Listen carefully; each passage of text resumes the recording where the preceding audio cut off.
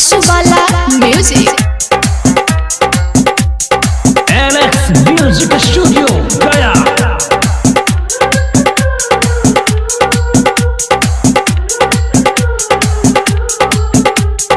Music by DJ Umesh Shukipur Bazar. Music by DJ Umesh Shukipur Bazar. छुटल coaching कवल जवागे कैले न तबाही से भेटवागे।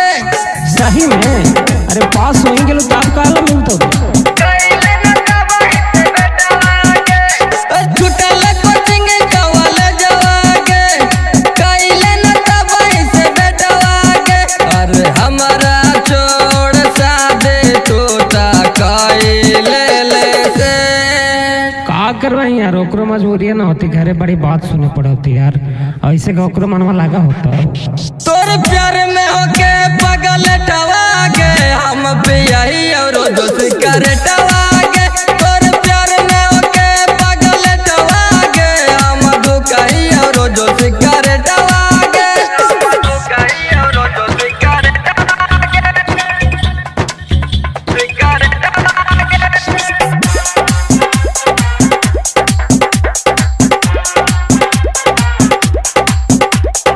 एलेक्स म्यूजिक स्टूडियो गया। डीजे उमेश शुकीपुर बाजार।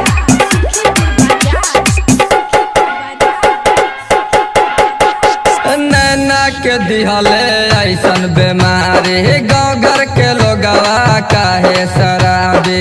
गाँव घर के लोगवा काहे शराबी। गाँव घर के लोगवा काहे शराबी। अरे नैना के दिहले ऐसन बीमारी गाँव घर के लोगवा काहे शराबी।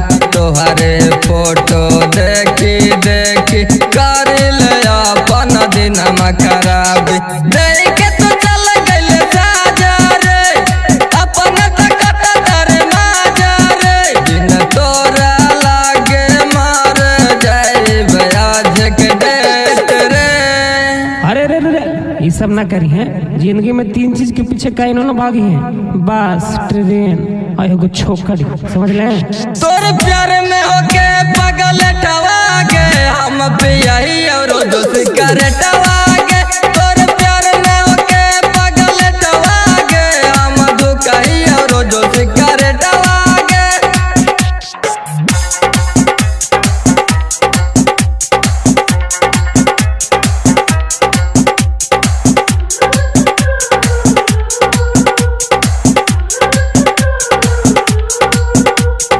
एलेक्स म्यूजिक स्टूडियो गया।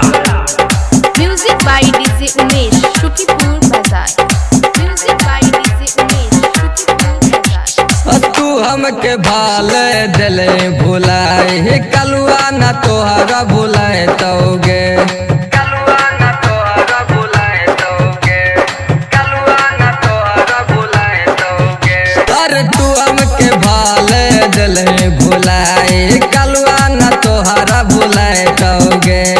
पागल तक के चलाए गेलही कसवा कैसे जीतोगे। हमर ध्यान लगाई गे हमर चाहत के कके हो लगा पाई रे टवागे। अरे रे रे रे रे, आई रे तो गुड्डू के ही हाल है रे। चाल सुधार जो का कर भाई, छोड़ी सब रे। तोर प्यार में होके पगल टवागे हम पियाही और दोस्त कर टवागे। तोर प्यार में होके पगल टवागे हम दुकाई और दोस्त कर टवागे। छुटल कोचिंग कवल जवागे कैले न तबाही से भेटवागे। अरे हमारा छोड़ सादे तोता कैले ले से का करवाई यार, ओकरो मजबूरी ना होती, घरे बड़ी बात सुने पड़े होती यार, ऐसे का ओकरो मनवा लगा होता। तोर प्यार में होके पगल टवागे हम पियाही और दोस्त कर टवागे।